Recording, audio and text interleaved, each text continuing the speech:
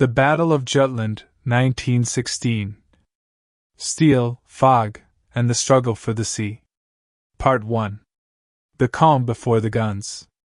Imagine the North Sea. Cold. Gray. Endless.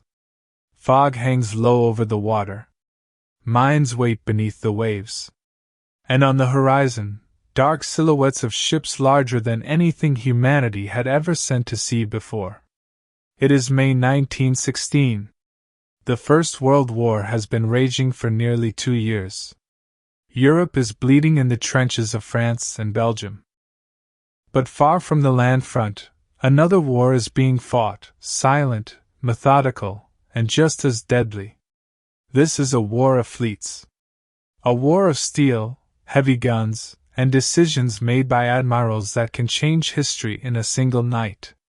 Here, off the coast of Denmark, the Battle of Jutland will take place. The largest naval battle of the First World War. The only full-scale clash of battleship fleets.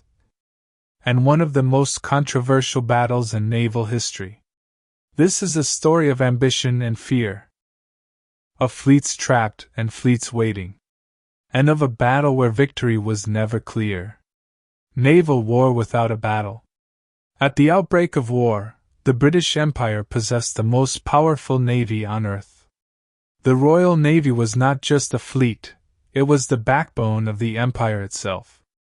Germany, however, had chosen to challenge that dominance. Under Kaiser Wilhelm II, Germany had built a modern, disciplined force, the High Seas Fleet, designed to rival Britain's control of the oceans. But once war began, reality set in.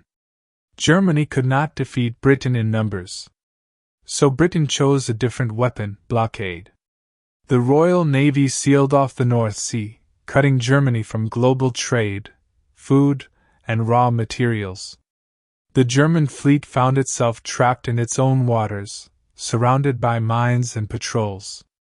Month after month, the great battleships waited in harbor. Until a plan was formed. The German trap. German commanders knew a direct confrontation with the entire British Grand Fleet would mean destruction. Instead, they planned to lure out and destroy part of it.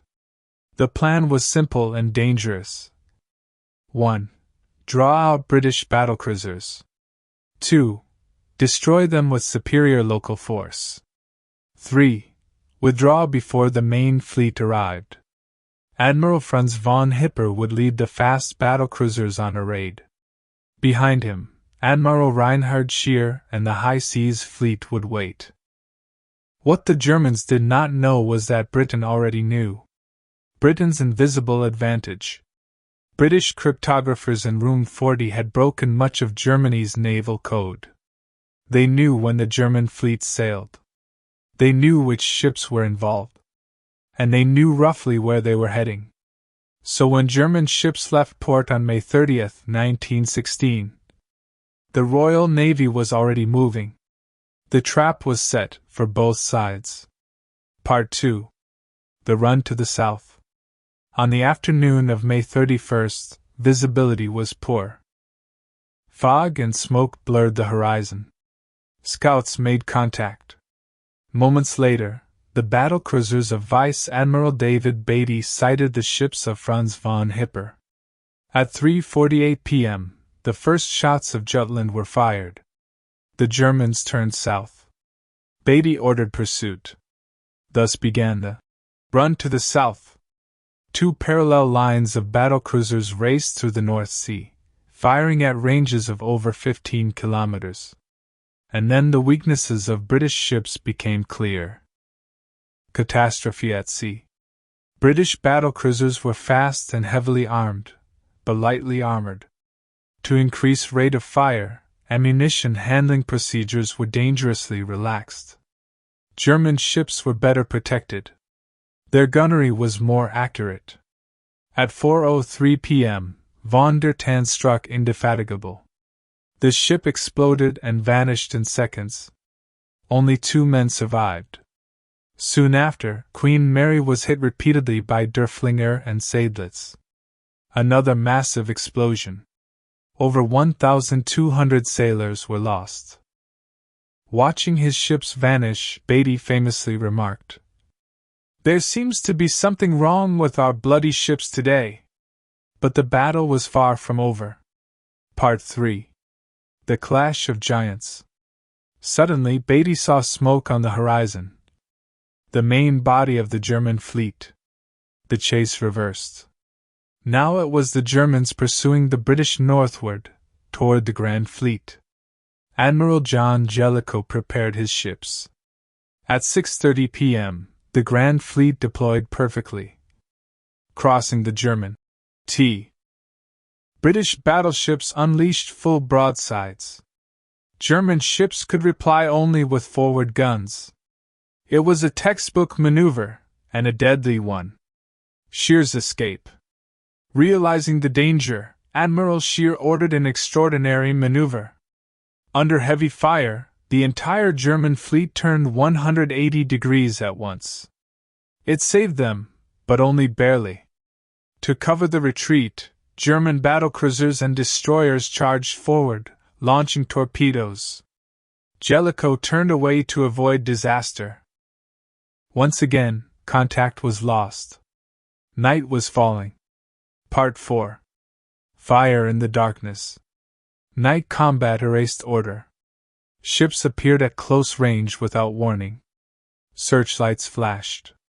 Torpedoes ran unseen through black water. German destroyers struck aggressively. British formations broke apart. Around midnight, the cruiser Black Prince stumbled directly into the German battle line. At point-blank range, multiple battleships opened fire. The ship exploded. No one survived. Earlier, Invincible had suffered the same fate, torn in half by an internal explosion. One by one, German ships slipped through the British lines, unseen in the darkness. By dawn, the High Seas Fleet was heading home. Part 5. Victory without triumph. When morning came, either fleet sought battle. Losses were counted. Britain had lost 14 ships, over 6,000 men. Germany had lost 11 ships, about 2,500 men. To the public, it looked like a German victory. But strategically, nothing had changed. Britain still controlled the seas. The blockade remained. The German fleet never again challenged the Grand Fleet directly. Instead, Germany turned to submarine warfare, a decision that would bring the United States into the war. Conclusion. The Battle of Jutland had no triumphant ending. No decisive moment. It was a battle where both sides claimed victory. And history quietly disagreed. Britain won by not losing. Germany lost by failing to change the war. And beneath the cold waters of the North Sea, the wrecks of steel giants marked the end of the age of great battleship duels.